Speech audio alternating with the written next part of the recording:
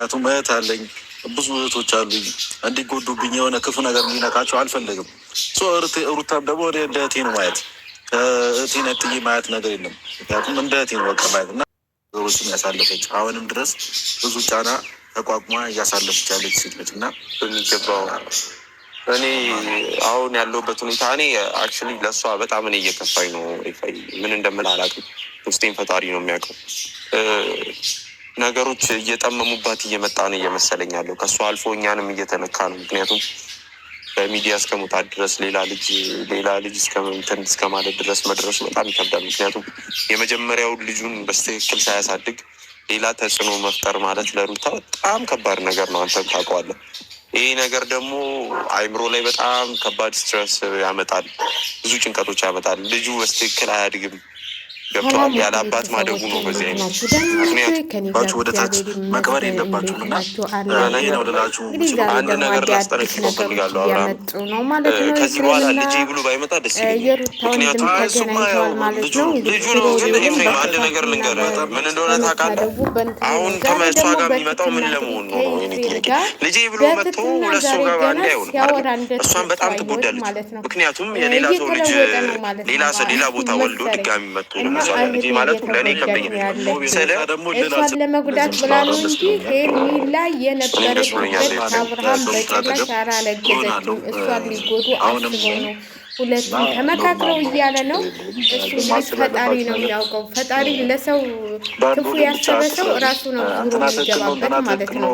ሰሞኑን ደግሞ አንቀጭቀጯታል። በተረዋ ደግሞ ምን ደረሰብኝ ብላ ወይ ልጅ አስወለደ ብላ ትጠፋለች ማለት ነው። ፈልቼህ ነው ብላ ደግሞ አንድ ሳምንት ጠፍታ ስታሳምሰው ታያላችሁ። ትንሽ ጠብቁ። ይሄ ነገር ውሸት ከሆነ ማለት ነው ልጄን ሩታ መድኃኒት ሰጥቶኝ አስወለደችብኝ ብላ ትጠፋለች ማለት ነው።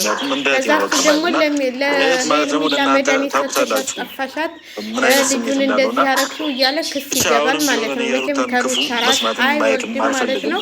እና ኤፍሬምም ከእንግዲህ በኋላ እኔ ሩታ ማለት እህቴ ነው። እኔ ብዙ እህቶች አሉ። እህት ያለው ሰው ደግሞ ሁሉን ነገር ይለዳል። እህት ያላችሁ ተረዷት፣ ይህ ልጅ ያላችሁም ተረዷት እያለ ነው። ምን ይለዳል ብለህ ነው? ይሄ ድፍን ህዝብ ይሄ ህዝብ እኮ የሚለዳ አይደለም። ላገኘው ብቻ ማጨብጨብ ነው። ከሸተተው ነው ሲያጨበጨበ የሚውለው ማለት ነው። የራሱ የት እንደሚገባ የት እንደሚደርስ የማያስብ ህዝብ ነው ያለው ማለት ነው። ከኔ ጀምሮ ማለት ነው። ማንም ሰው የሰው ጉዳት የሚጎዳ አይመስለውም። ቀላል አይደለም።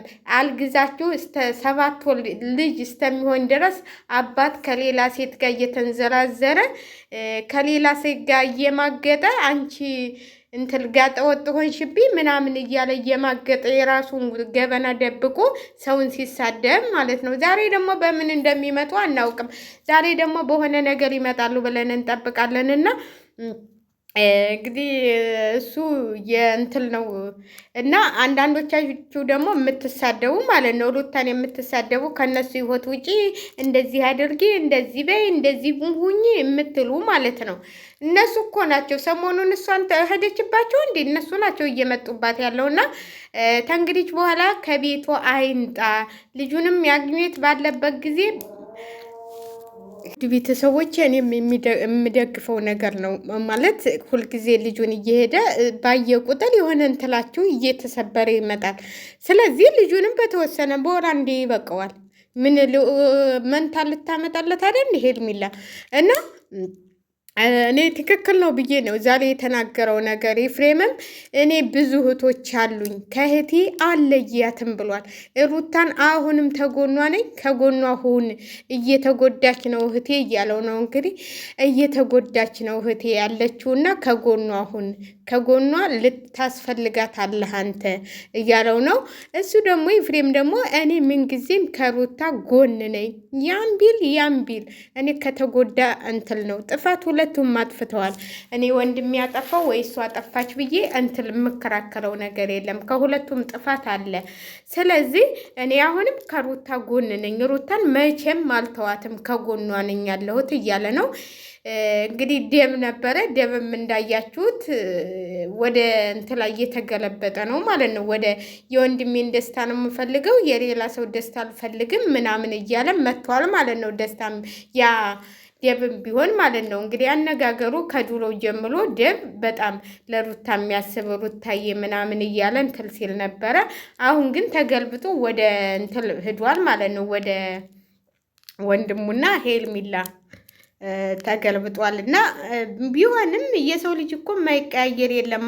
የሰው ልጅ እኮ እንትን ሆኗል፣ ገለባ ሆኗል። እውነቴን ነው የምላችሁ። በአሁኑ ጊዜ የኔ ነው ብላችሁ ከጎናችሁ ያስጠጋችሁ ሰው እንግዲህ ሜሪ እንግዲህ በውሸት የመሰከለኝ ጀግና እንደዚህ ሲያረጉ ሰምቻችኋለሁ፣ እንደዚህ ሲሉ ሰምቻችኋለሁ ያለ ጀግና በኋላ ደግሞ እኔ የውሸቴን ነው ምንም ነገር አልሰማሁም ምናምን እያለኝ ስታወራም ሰምቻታለሁኝ። ከነሱ ጋር እንድትለይ ብዬ ነው እንጂ እኔ ምንም ነገር አንተ ስታወራ አልሰማሁም ምናምን እና ከወንድምህ ጋር ታረቅ ምናምን እያለኝ ስታወራ ሰምቻታለሁ ማለት ነው። ያው አራቱም ሲገባበዙ ዳን ማን ነው ሜሪ፣ ዴቭ፣ ሄርሜላ አብርሃም ሆኖ ምሳ ሲበሉ ኤፍሬም ደርሶባቸዋል በነገራችን ላይ ማለት ነው። እና የሰው ልጅ መገለባበጡ ገለባ ሆኗል፣ ወዳለው ሆኗል የሚያገበግበው ማለት ነው። ሰው ወደሚጎዳው አይደለም። እና እህቴ ቁማ የመሄዷንና መሳቋን ብቻ አይደለም ማየት ያለባቸው፣ እየተጎዳች ነው እያለ ነው ያለው። ሄርሜላ ግን አንቺም ጠብቂ፣ የምትጎጅበትና የምትሰበሪበት ቀን ይመጣል። እኔ ከቡታጅራ ዩቲዩበሮች የማደንቃት ሀይሚን ነው። እንግዲህ በክብር ማለት ነው የፍቅር ጥያቄ ቀረበላት ማለት ነው። በክብር ተከብራ ማለት ነው። እንደ ማንኛውም ትወደኛለህ እንትን ትለኛለህ ብላ ሳታለቀስ ማለት ነው። ይኸው በክብር ትናንትና የፍቅር ጥያቄ ቀረበላት ማለት ነው። ተቀብላለች ደስ በሚል ሁኔታ ማለት ነው። እና አንዳንዴ አብሮ ስለኖረ ወንድና ሴት አብሮ ስለኖረ አብሮ እንትን ይላል ማለት አይቻልም። አብራችሁ ስለተገናኛችሁ ድራማ እንደዚህ ስለሰራችሁ ምንም እንትን የሚል አይደለም። እኔ ሄርሜላውን እኔ ሴት መስላት ትታየኝም በነገራችን ላይ ማለት ነው። እውነቴን ነው የምላችሁ። እናንተ ጀግና ነች። ምን ጀግንነት አይደለም። ሴት ልጅ ተወዶ ተፈቅሮ ተለምኖ ሲገባ እንጂ ወንድ ልጅ ተንበርክኮ ታፈቅረኛለህ ወይ ትወደኛለህ ቀለበት አድርግልኝ ብሎ የሚል ሴት ናት ብዬ ጀግና ብዬ እንትን አልላትም። ማንንም ማለት ነው። ማንም በየትም ብከዱ ሴት ልጅ ተከብራ ነው የምትኖረው። ሴት ልጅ እንዲህ እሷ እኮ እንዲህ ጥሎች ጥላ ልታገባው ነው እኮ የተነሳችው አብርሃምን ማለት ነው። ጥሎች ጥላ ነው የወሰደችው አብርሃምን። እንዴ ትቀልዳላችሁ እንዴ? በየት ሀገር ነው ሴት ልጅ ተንበልከከ ወንድ ልጅ ስለምን ያየ ነው? በየት ሀገር ነው አግባኝ ቀለበት አድርግልኝ ብላ ሴት ልጅ ስትጠይቅ ያያችሁት? በየትም እንዴ ይች እኮ የሌለ ነገር ነው። አሁን እናንተ ሄርሜላ ከረሜላ የምትሉ ማለት ነው። እናንተም የእሷው ቢጤ ናችሁ። እናንተም ወንድን ተንበልከካችሁ የምትጠይቁ ለምን 30 ጊዜ ለምን ቁሚ አልኖርም? ደግሞ ወንድ ልጅ እንደው አስፋልት ላይ ተንበልክኬ አግባይ ብዬ እግሩ ላይ ወድቄ ለምነው እንዴ? ኧረ በዋራኩ የሆነ ነገር ሲጎልበት ማለት ነው። ሩታናል አታስፈልጊኝም፣ አትፈለጊም፣ አልፈልግሽም እያለ አይደል እንዴ? እሷንም እኮ ያጣ ይደርሳታል። ያጣ እንደው ጠብቁ እናንተ። አመት ተቆየሽ ጥሩ ነው። ያጣ ባይደርሳት ማለት ነው። ማለት የሰው ልጅ እንባ ከየትም ጠብ አይልም። የሰው ልጅ ጉዳት፣ የህጣን ልጅ ጉዳት የትም ጠብ አይልም። አሁን እሷ የመሰላት በቃ ተወድጄ የተገባው እኔ ያሸነፍኩኝ እልህ ተያይዘሽ ነው አረገዝኩም ብለሽ የመጣሽው እልህ ሩታ አረገዘች። እስቲ ትናንትና ምን አስመጣሽ? አንቺ ምን ቤት ነሽ? እንደው የትናንትናው እኮ ቪዲዮ እንደው ለገባው ሰው ማለት የራሷ ውልደታም የራሷ ቅሌት እንደሷ የመሰላት ሁሉ ሴት እንጂ የትናንትናው ቪዲዮ እኮ እሷ ምን ቤት ነች? ሩታ እርጉዝ ነች እርጉዝ አይደለችም? ጥያቄዋ ነይ እንግዲህ ምርመራ መጀመሪያ ያንቺ ምርመራ መታወቀና የራስሽን ዋና እስቲ ዋናውን እንትን ይሄው የሐኪም ቤት እንዴ ስንት ሐኪም ቤት ፎልጅድ የሰው ልጅ ለመሸጥ ስንት ፎልጅድ ይሰራሉ። እንኳን ለዚህች ወረቀት እንትን ለማለት እርጉዝ ነሽ ብለው ለመጣፍ አትቀልጅ እባክሽ። ኢትዮጵያ ውስጥ እኮ ነው ያለሽው። የት መሰለሽ አንቺ እርግዝና በምን ታወቀ? የማን ይሆን ማስታወቀ? እንዳለ ማንኛውም ሩታ በነገራችን ላይ ሩታ እርጉዝ አይደለችም። እርጉዝም ልኮን አትችልም። ከአብርሃም ሁለተኛማ እንዲህ ትቀልዳላችሁ እንዲህ ሉልን እንደዛ ተሰቃይታ ደግሞ ሁለተኛ ከአብርሃም ልጅ ኧረ ምን ይሰራላታል? እውነቴን ነው። ተንግዲች በኋላ አባት ሆኖ የሚያሳይሽ እንጂ አባት የማይሆን አባት ልጅ መውለድ የሚያስፈልግ አይመስለኝም። አብርሃም እኮ አባት አይደለም።